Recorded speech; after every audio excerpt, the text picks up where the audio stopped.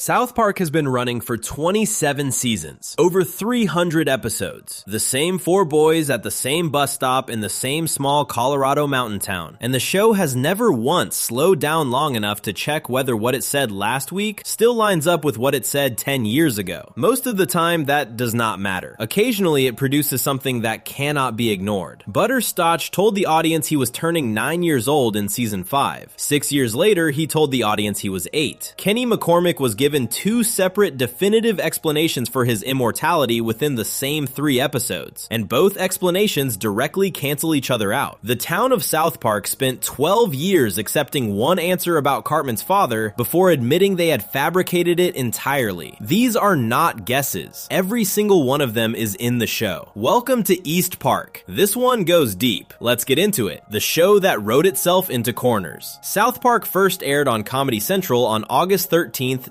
1997. The animation looked like construction paper. The jokes were filthy. The 4 boys at the center of it, Stan Marsh, Kyle Broflovsky, Eric Cartman, and Kenny McCormick, were crude, loud, and immediately unforgettable. Comedy Central had no idea what they had on their hands. The show got the network's highest ratings to that point. Almost overnight, it became a cultural event that nobody had predicted and nobody quite knew how to explain. That was nearly 30 years ago. South Park is now one of the longest-running animated series in American television history. It has produced well over 300 episodes across 27 seasons, with more still coming. The show has outlasted trends, outlasted competitors, and outlasted the cultural moments it was originally built to comment on. It has reinvented its own format more than once. Parker and Stone have grown older. The town of South Park, Colorado has been destroyed and rebuilt more times than anyone has bothered to count. The 4 boys at the center of it have not aged a single day. They are still in the 4th grade. They will always be in the 4th grade. The way South Park gets made is genuinely unlike almost anything else on television. Most animated shows are written, recorded, animated, and finished months before they ever reach an audience. The production pipeline is long and careful and deliberately slow. South Park works in the opposite direction. Parker and Stone write an episode at the beginning of the week, record the voices, animate it, score it, mix it, and deliver a finished product to Comedy Central by Wednesday evening for broadcast that same night. The full production cycle runs somewhere around 6 days. This is the reason South Park can respond to something that happened in the news on Monday and have a fully realized episode about it airing Wednesday night. No other show in animation can do that. It is one of the things that makes South Park genuinely special. It is also the reason things fall through the cracks. 6 days is not a lot of time to check whether a piece of dialogue contradicts something a character said 4 seasons ago. 6 days is not enough time to cross-reference every background detail, every name, every stated fact about a character's life against everything the show has established over the previous 2 decades. Parker and Stone have been working at this pace for most of the show's run, and the results are a catalog that is enormous, frequently brilliant, and, in specific places, directly contradictory to itself. Not every long-running show has to worry about this in the same way. A cartoon that fully resets at the start of every episode, where the events of last week leave no trace, where the world is restored to its original state before the credits roll, can make certain mistakes without consequence. Nothing carries over, so nothing has to line up. South Park is not that kind of show, at least not entirely. It has a memory. Characters have histories that stretch back to the first season. Relationships develop over years. Things that happened in one episode get referenced directly in episodes that air a decade later. Some of its biggest storytelling swings, the ones that landed hardest, depended on the audience remembering specific details from stories that had been dormant for years. The show wants credit for its continuity. In some stretches, it deserves that credit completely. The problem is that it also wants the freedom to move fast and make things up on the fly,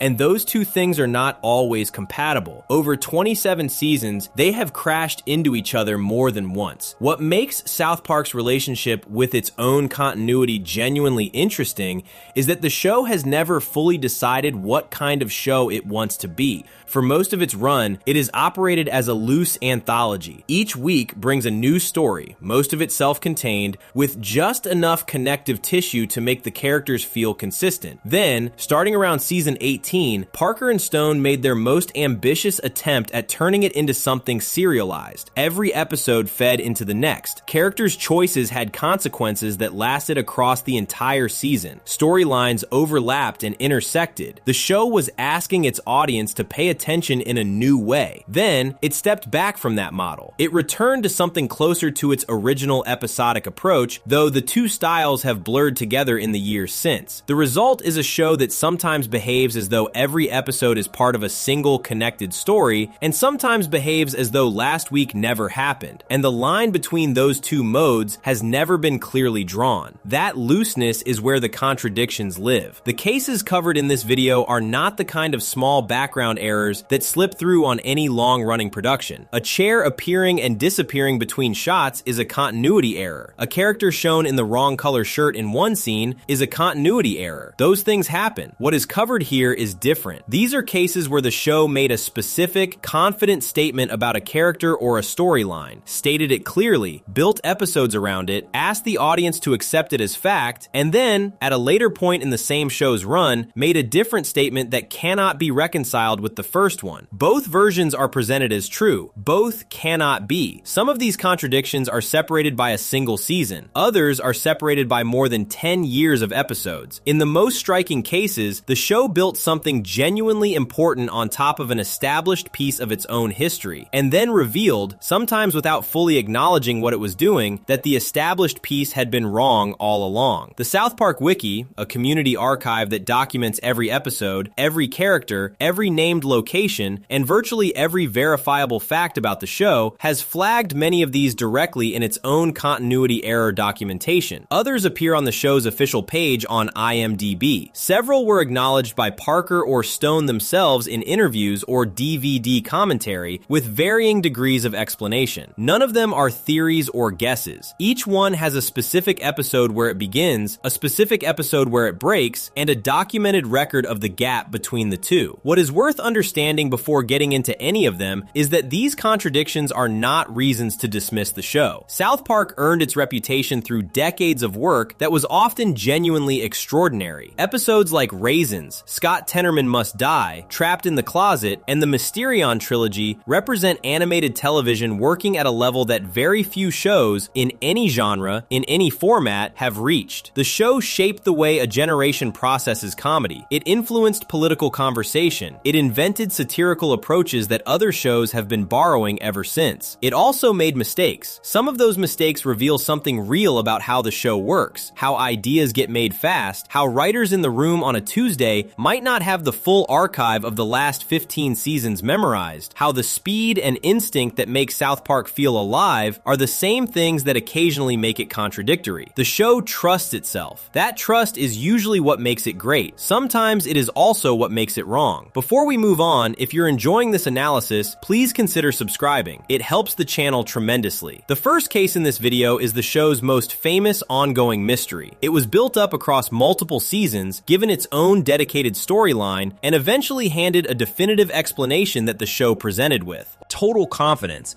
The problem is that the show had already given a different definitive explanation years earlier, and the two answers are not compatible. The writers gave the same question two final answers. One of them has to be wrong. Possibly both do. Section 2. Kenny McCormick's immortality. Two answers, zero logic. Kenny McCormick is wearing an orange parka. He always wears the orange parka. The hood pulls tight around his face so that his mouth is barely visible, and when he speaks, the words come out as a muffled sound that the other boys seem to understand perfectly, even though the audience almost never does. He is 9 years old. He has been 9 years old since 1997, and in the first 5 seasons of South Park, he dies in almost every single episode. The deaths are varied in a way that seems almost competitive, as though the writers were challenging themselves each week to find a new method. He gets eaten, he gets crushed, he burns, he falls from great heights, he is hit by vehicles, struck by lightning, attacked by animals, and killed by consequences that nobody around him seems to treat as particularly significant. Stan Marsh and Kyle Broflovsky deliver the same line almost every time it happens. Oh my god, they killed Kenny, you bastards! Then the episode moves on. Then the next episode begins, and Kenny is standing at the bus stop again, hood tight around his face as though nothing happened. For 5 full seasons, the show offers no explanation. Kenny dies. Kenny comes back. The other characters occasionally acknowledge that this happens a lot. There are moments scattered across the early seasons where someone in town will reference Kenny dying all the time as a simple fact of life in South Park. But nobody investigates it. Nobody seems alarmed by it, and the show itself does not treat it as something requiring an answer. The deaths are the joke. The resurrection is part of the same joke. Both halves of it work because neither one is ever explained. The variety variety of methods is worth dwelling on for a moment because it reveals how seriously the writers took the gag even while refusing to explain it. Kenny does not simply die the same way twice if the show can avoid it. He is killed by a stampede of cattle. He is launched into the sky. He is eaten by a predatory animal during a camping trip gone wrong. He is flattened by heavy machinery. He drowns, burns, is torn apart, and in at least one case is killed by the direct intervention of God as a side effect of someone else's prayer. The creative effort that goes into finding new ways to kill the same character episode after episode is genuinely impressive. The writers treated the gag as a craft problem. How do you kill the same kid in a way that still surprises someone who has already watched it happen dozens of times? And they solved that problem with enough consistency that the deaths never felt routine, even as they became a reliable part of the show's rhythm. What makes the absence of explanation so effective in these early seasons is precisely that the show never acknowledges it as something requiring one. Stan and Kyle react with appropriate horror each time it happens. They say the line, they mean it, and then the next episode starts and Kenny is there and nobody mentions it and the cycle begins again. The show is trusting the audience to accept this as the terms of engagement. Death in South Park, at least for Kenny McCormick, is temporary and unexplained, and the audience agrees to accept both of those conditions without demanding answers. This changes in season 4. The episode is Cartman Joins NAMBLA, the first episode of the 4th season. Cartman is trying to meet older men on the internet for reasons that make sense only in the specific logic of a South Park plot. Kenny, meanwhile, dies during the episode. This is normal. What is not normal is what happens immediately after. The scene cuts to the McCormick household, where Kenny's parents are in bed together. Mrs. McCormick cries out in pain. The implication is immediate and unmistakable. She is giving birth. A new Kenny emerges, already wearing the orange parka, already the same age. Mr. McCormick looks at his wife and says, "God, this must be the 50th time this has happened." She corrects him, 52nd. This is the first time the show has ever offered any kind of explanation for why Kenny keeps coming back. The answer, as presented here, is straightforward. His mother gives birth to him again each time he dies. The soul somehow returns to her, a new body forms, and the process repeats. The McCormicks are clearly aware of the cycle. They are also clearly exhausted by it. The matter-of-fact way they discuss it, not with horror or wonder, but with the quiet resignation of people who have been through this too many times to react anymore, is one of the funnier details in an episode full of them. For 6 more years, this stands as the closest thing to a definitive answer the show has given. Kenny dies, his mother gives birth, he returns. The Cult of Cthulhu explanation had not yet appeared. The Mysterion storyline had not yet been written. The answer from season 4 sits in the show's canon as its best attempt at making sense of its most famous running gag. Then season 5 happens. The episode is Kenny Dies, which aired as the 12th episode of the 5th season. Kenny is diagnosed with a terminal illness, a degenerative muscular condition that has no cure. The episode is played almost entirely straight. There are no jokes about Kenny dying. The show leans into the emotional reality of the situation in a way it almost never does. And the final scenes, Kenny in a hospital bed, the boys sitting beside him, Kenny passing away quietly, are treated with a level of sincerity that South Park rarely attempts. And Kenny does not come back. He stays dead. The next episode begins and there is no Kenny at the bus stop. The season ends and Kenny is still gone. Season 6 begins and Kenny is absent for the entire run. The show replaces him, loosely, with Butters and later Tweak. Other characters step into the group dynamic. The show does not ignore the absence exactly. There are moments where it is acknowledged, but there is no resurrection. No Mrs. McCormick going into labor, no new parka-wearing 9-year-old appearing at the door. Kenny Dies treated his death as permanent, and for the entirety of season 6, the show honored that permanence. He returns in the final episode of season 6. The episode is called Red Sleigh Down, and it is a Christmas story. At the end of it, Kenny simply reappears. He walks into frame. Stan and Kyle see him and say, "Oh hey Kenny." That is the entirety of the acknowledgement. No explanation is given. No connection is drawn back to either the season 4 birth explanation or the permanent death in season 5. He is just back, and the show moves on. This is already a problem, but the real contradiction comes later. Season 13 introduces a new character called Mysterion. He appears in an episode called The Coon, which aired in 2009. Mysterion is a masked figure who presents himself as a superhero in competition with Cartman's own superhero persona, the Coon. His identity is deliberately concealed from the audience. The episode ends without revealing who is under the mask. Parker and Stone stated in commentary for that episode that Mysterion Mysterion was originally conceived as a one-time character whose identity was never specifically planned. The ambiguity was intentional and open-ended. By the time the season 14 Mysterion episodes arrive, the show has made a decision. Mysterion is Kenny. The season 14 trilogy, Coon 2, Hindsight, Mysterion Rises, and Coon vs. Coon and Friends, builds out this reveal and uses it to finally address, in a direct and serious way, what Kenny's immortality actually means. These episodes are where the show goes the furthest it has ever gone in treating Kenny as a real character with a real inner life rather than simply a recurring gag. In Mysterion Rises, Kenny unmasks himself and explains his power in his own words. He says he cannot stay dead. Every time he dies, he wakes up in his own bed. He has no memory of dying. Nobody around him has any memory of it happening. He has tried to make his friends acknowledge it. He has died in front of them, has pointed it out directly, has attempted to get someone to confirm what they have watched happen, and every time, the memory simply vanishes. For everyone else, his deaths do not register. For him, they happen over and over, and he carries every single one. The episode presents this as Mysterion's defining characteristic. He wakes up in his bed. That is the mechanism. That is the answer. Then the very next episode in the same trilogy contradicts it. In Coon vs. Coon and Friends, Mrs. McCormick makes a brief but significant statement. Looking back at a choice she and her husband made years earlier, she says, "We never should have gone to those stupid cult meetings." The line connects Kenny's immortality to his parents having attended meetings of a Cthulhu cult before he was born, the implication being that their involvement with the cult is the source of whatever power Kenny carries. And in the same episode, the earlier season 4 explanation resurfaces. It is confirmed again that Mrs. McCormick gives birth to Kenny after each death. The soul returns to her, a new body forms. She has done this over 50 times. These two explanations, Kenny waking up in his own bed and Kenny being physically reborn through his mother each time, cannot both be true at the same time. Waking up in a bed and being born as an infant who then ages back to 9 years old overnight are not the same thing. They describe entirely different processes. The show presents both of them within the same 3-episode arc as the definitive answer to the same question. The Cthulhu cult detail adds a layer that does not resolve the contradiction so much as sit on top of it. If the cult explains the power, it does not explain which version of the power is the real one. The show never attempts to square these two mechanisms against each other. It gives both answers the same weight and moves on. There is a third wrinkle that gets overlooked in most discussions of this storyline. Kenny's permanent death in season 5, the one that stuck for an entire season, was caused by a natural illness. His subsequent return in season 6 was never explained. The season 14 Mysterion episodes establish that Kenny always comes back, that his immortality is absolute, that he cannot be kept dead by any force. But the show previously demonstrated, across a full season of episodes, that he can be kept dead by a wasting disease, by the show's own choice, for 12 consecutive episodes. If his immortality is the fundamental truth of his character, what happened in season 5 and 6 was not just a creative decision, it was a contradiction built directly into the character's most defining trait. The show also places Kenny in a game-like framing across the Mysterion trilogy that adds one more layer of confusion without resolving anything. In Coon vs. Coon and Friends, Kenny uses his immortality as a form of travel. He kills himself deliberately to be sent back to his bed, using death as a kind of shortcut across distance. This presents his power as something he can activate on demand, something with consistent and predictable results. But across the first 5 seasons, his deaths are chaotic, random, and clearly not chosen. He is not using death as a travel method. He is simply dying because the episode requires it. The controlled, deliberate version of the power in season 14 and the uncontrolled, accidental version in seasons 1 through 5 belong to two different understandings of what Kenny's immortality actually is. The South Park fandom wiki notes the dual explanation explicitly in its Kenny McCormick documentation, flagging both the bedwaking and the maternal rebirth as the two competing mechanisms the show has never unified. TV Tropes catalogs the same contradiction and notes that the Mysterion episodes attempted a definitive explanation while still leaving the actual mechanics unclear. None of the available explanations fully account for every instance of Kenny dying and returning across all 27 seasons. The reason this particular contradiction matters beyond the trivia of it is what it reveals about how South Park builds its mythology. The show is confident enough to make sweeping, definitive statements about its own rules. Statements that feel final, that feel earned, that feel like the show has actually worked something out. The Mysterion trilogy feels like a genuine creative achievement. The emotional weight weight of Kenny finally getting to articulate what his immortality costs him is real. The scene where he shoots himself in front of his friends just to prove a point that they will immediately forget carries a kind of bleakness that very few animated shows would attempt. The material is good enough that the contradiction underneath it is easy to miss on a first viewing. It is only when both explanations are placed side by side that the problem becomes clear. The show wanted Kenny's immortality to mean something. In trying to make it mean something, it gave that meaning two different foundations that do not connect to each other.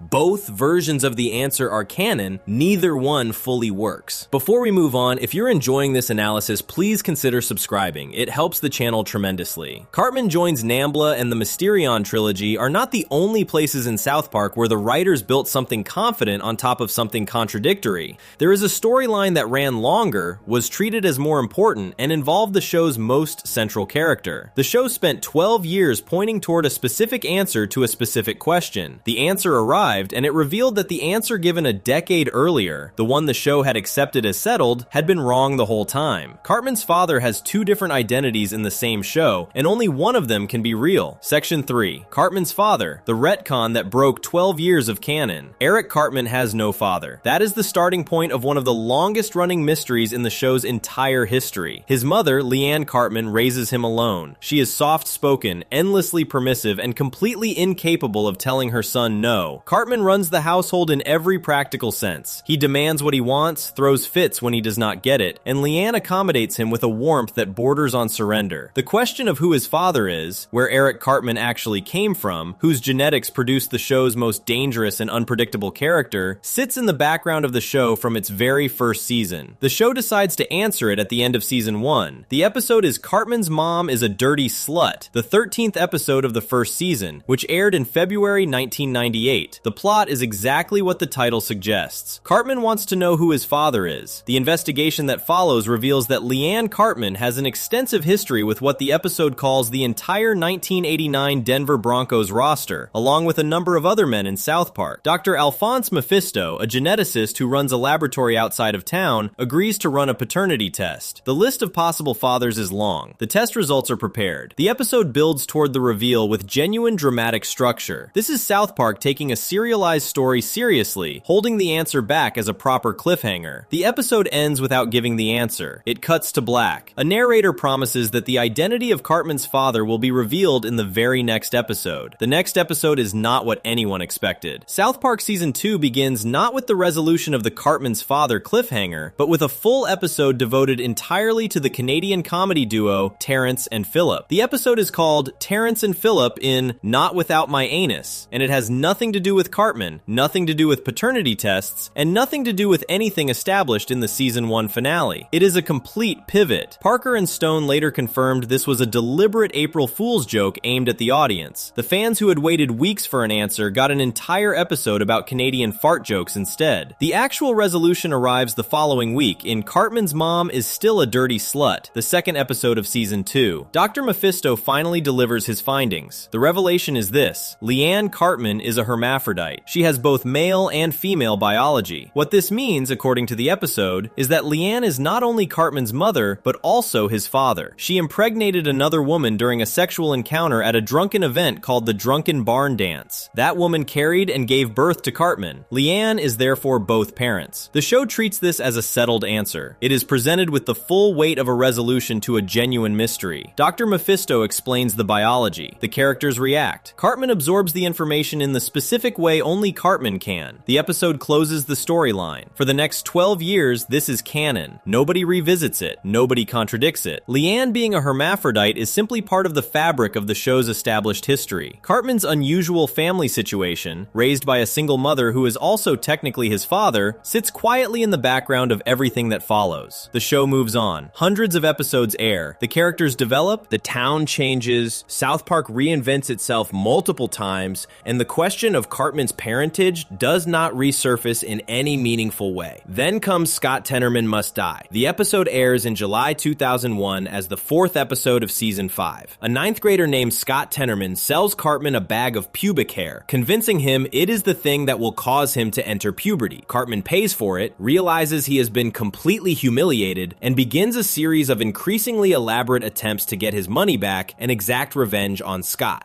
every attempt fails. Scott is older, smarter in the immediate sense, and laughs at each of Cartman's failures with visible delight. The humiliation accumulates. Cartman's final revenge plan is constructed over what appears to be a significant period of preparation. He contacts Radiohead, the band that Scott loves above all else. He arranges for them to appear at a ChiliCon carnival he has organized. He manipulates a local farmer named Bill Denkins by telling him that Scott's parents, Jack Tenorman and his wife, are violent pony killers who need to be stopped. He then tells Scott's parents that there is a pony in danger at the farmer's property and that they need to go save it. When Jack and Mrs. Tenorman arrive at the farm to rescue the pony, Denkins shoots them both dead. Cartman collects their bodies. He grinds them into a chili. He serves the chili to Scott Tenorman at the carnival. Scott eats it. Cartman reveals what has just happened. Scott is told that the chili he has eaten contained the remains of his own parents. Radiohead appears, sees that Scott is crying, and tells him that crying is not cool. Scott is destroyed. Cartman stands there watching Scott's complete breakdown and says that the tears are delicious. He says it with total satisfaction. Parker and Stone would later describe this episode in interviews as a turning point in how they wrote Cartman. The moment the character became something darker and more dangerous than a loud, spoiled kid. He is, from this episode forward, genuinely capable of anything. The episode does not connect to Cartman's paternity in any way. Jack Tenorman is introduced as Scott's father and nothing else. He dies in the episode's third act as part of Cartman's scheme, and his narrative function ends there. He is a means to an end, a prop in Cartman's revenge. He has a name and a brief appearance, and then he is chilly. 9 years pass. Season 14 reaches its 5th and 6th episodes. The two-part special titled simply 200 and 201. These episodes mark the show's 200th episode milestone and bring back virtually every celebrity and group that South Park has ever mocked, all of whom converge on the town seeking revenge. It is an enormous undertaking by the show's standards, a genuine attempt to celebrate its own history by pulling threads from across its entire run. Inside all of this, Scott Tenorman returns. He has spent years in a mental institution since the chili incident, and during that time, he has been researching Cartman's history obsessively. He has built an entire lair modeled on the ChiliCon carnival. He is broken, theatrical, and consumed by the desire to make Cartman feel what he felt. What Scott has discovered during his years of research is this: Jack Tenorman, his father, was not just Scott's father. Jack Tenorman played right tackle for the Denver Broncos during his younger years. During the drunken barn dance, the same event previously established as the night Leanne Cartman had sexual encounters with multiple men, Jack had sex with Leanne. Leanne became pregnant. The result was Eric Cartman. Jack Tenorman is Cartman's father. Scott Tenorman is Cartman's half-brother. Cartman murdered his own father. He cooked his own father in a chili pot. He served his own father to his own half-brother and watched his half-brother break down while eating it. The episode presents this as a deliberate, darkly comedic payoff. It is clearly designed to recontextualize both the Season 1 paternity storyline and the Season 5 revenge episode in a single reveal. The writers are connecting things that span 15 years of the show's history and asking the audience to feel the full weight of what that connection means for Cartman as a character. The reveal works on its own terms. As a piece of dark storytelling, it earns its moment. The problem is what it does to everything that came before it. In Season 2, Dr. Mephisto ran a DNA test and delivered a definitive result. The science was performed. The answer was given. Leanne is a hermaphrodite and is therefore Cartman's father. That was not a rumor or a character's guess. It was presented as the factual outcome of a genetic test conducted by the show's established scientific authority figure. For 12 years, that result was the official record. Episode 201 addresses this directly. The town of South Park, it is revealed, knew the truth about Jack Tenorman all along. They covered it up. They falsified the paternity results. The reason given is that the Denver Broncos were having an exceptional season, and the town did not want the scandal of an affair and an illegitimate child to derail the team's success. So the leadership of the town agreed to alter the DNA findings, present Leanne as a hermaphrodite, and bury the real answer permanently. This is how the show attempts to explain the 12-year gap between the Season 2 answer and the Season 14 answer. The first answer was a lie. The real answer was suppressed. This explanation creates more problems than it resolves. The most immediate one is practical. The cover story required an enormous number of people to stay quiet for over a decade. Everyone in South Park, apparently, knew the truth about Cartman's father. Everyone agreed to maintain a false narrative involving a fabricated medical finding about Leanne's biology. Not one person said anything for 12 years. The show does not address how this level of coordination was maintained, who specifically organized it, or why none of the many individuals involved ever let it slip across hundreds of episodes. The second problem is what the retcon does to Leanne Cartman herself. herself. For 12 years, part of her characterization included the established fact of her being a hermaphrodite. That detail informed how the audience understood her. It was treated as a real piece of her history. Episode 201 removes it without ceremony. Leanne was never a hermaphrodite. The show simply fabricated that aspect of her character as part of a cover-up storyline, then quietly retracted it in the same episode where the real answer arrived. The third and most irresolvable problem is the DNA test itself. South Park established that a genetic test was performed. A genetic test, within the logic of the show's world, should produce an accurate result regardless of what any individual in South Park wants to believe. The cover-up explanation requires accepting that the town of South Park was somehow able to falsify DNA results in a way that fooled the show's own established geneticist. The science was faked. The scientist was either complicit or deceived. The show does not specify which. It does not explain how a small Colorado mountain town organized the falsification of laboratory genetic results to protect a football season. None of this makes the season 14 reveal dramatically ineffective. The emotional impact of Cartman realizing what he did lands regardless of the continuity problems surrounding it. His breakdown at the episode's end, the rare moment where the mask comes completely off and something underneath it that might be genuine grief surfaces, is one of the strongest Cartman scenes in the show's entire run. Parker and Stone were right that the character's history with Scott Tenorman made for the most powerful possible delivery mechanism for this particular revelation. The cost of that reveal was 12 years of established canon. The show decided the payoff was worth the price and made the trade. What it left behind was a version of Cartman's history that contains two different definitive answers to the same question, offered at different points, with a cover-up explanation that cannot fully hold the weight it is asked to carry. Cartman's father is the show's longest-running plot hole, and also its most deliberately constructed one. The contradiction was not accidental in the way that, for example, a character's age being wrong in two different episodes is accidental. Someone in the writer's room chose to give a new answer to a question that already had a settled one. That choice produced some of South Park's best storytelling, and also one of its most fundamental breaks in its own internal logic. Before we move on, if you're enjoying this analysis, please consider subscribing. It helps the channel tremendously. There is a version of a similar problem that operates on a smaller scale and involves a character who has never been at the center of the show the way Cartman has. Kyle Broflovsky is one of the four main boys. His family is one of the most consistently referenced family units in the series, and the show cannot agree on where Kyle was born. Section 4. Kyle's origin. Born in New Jersey or born in South Park? Kyle Broflovsky is the moral backbone of South Park. That is not a generous reading of the character. It is what the show establishes and returns to consistently across its entire run. When something deeply wrong is happening in town, Kyle is usually the one who sees it clearly. When Cartman is pushing something too far, Kyle is the one who objects loudest. When the other boys go along with something they probably should not, Kyle is the one standing at the edge of the group asking whether any of this is a good idea. He loses these arguments more often than he wins them. The town tends to ignore him. Cartman outmaneuvers him repeatedly, but Kyle keeps showing up, keeps pushing back, keeps trying to be the person in the room who says the thing nobody else wants to say. His family is one of the most fully drawn family units in the show. Gerald Broflovsky, his father, is a lawyer. Sheila Broflovsky, his mother, is the version of a concerned parent that South Park has always treated with both affection and exasperation. She cares intensely, she acts loudly on that caring, and the results are often disastrous in the specific way that South Park treats good intentions as a reliable path to catastrophe. Kyle's younger brother Ike is adopted and Canadian, which becomes the basis of several significant episodes across the show's run. The Broflovsky household is busy, opinionated, and Jewish in a way that the show has always treated as central to Kyle's identity rather than incidental to it. The family is from New Jersey. This detail is established early and referenced across multiple seasons. The Broflovskys did not originate in South Park, Colorado. They moved there. They are transplants in a small mountain town, and that backstory, the family arriving from somewhere else, settling into a community that was already established before they got there, is part of how the show has always framed them. It explains certain things about Sheila. It explains certain things about how the family relates to the other families in town. The move from New Jersey to South Park happened before the events of the show, which means it happened before Kyle was old enough to remember it clearly, and across multiple episodes in the show's earlier seasons, the timeline is given a specific shape. The family moved when Kyle was approximately 3 years old. 3 years old. That is the established answer. Kyle came from New Jersey, arrived in South Park as a very young child, and grew up there. His roots are in the town even if his family's origins are not. This holds as settled history for over a decade of episodes. Then, season 14 arrives. The episode is called It's a Jersey Thing, the 9th episode of the 14th season, which aired in October 2010. The premise of the episode is that that people from New Jersey are moving to South Park in large numbers. The show's version of New Jersey residents is deliberately absurd, loud, aggressive, self-obsessed, impossible to reason with. The episode is built on the culture clash between the existing residents of South Park and the new arrivals, and it draws on specific real-world associations with New Jersey that were very present in popular culture at the time. Kyle's family is directly involved in the episode because of their own New Jersey origins. This is where the problem begins. The episode needs to establish the Broflovsky connection to New Jersey in a way that serves the story, and in doing so, it makes a specific and unambiguous statement about when and how Kyle came to exist. The statement is this: Sheila Broflovsky was pregnant with Kyle when the family moved from New Jersey to South Park. Not pregnant with a subsequent child, pregnant with Kyle. The show uses this as a plot point within the episode. The revelation that Sheila was carrying Kyle during the move, that Kyle was therefore not yet born when the family left New Jersey, that he came into the world in South Park rather than in New Jersey. The episode needs this to land in a specific way for its story to work, and so it states it plainly and builds on it. The conflict with the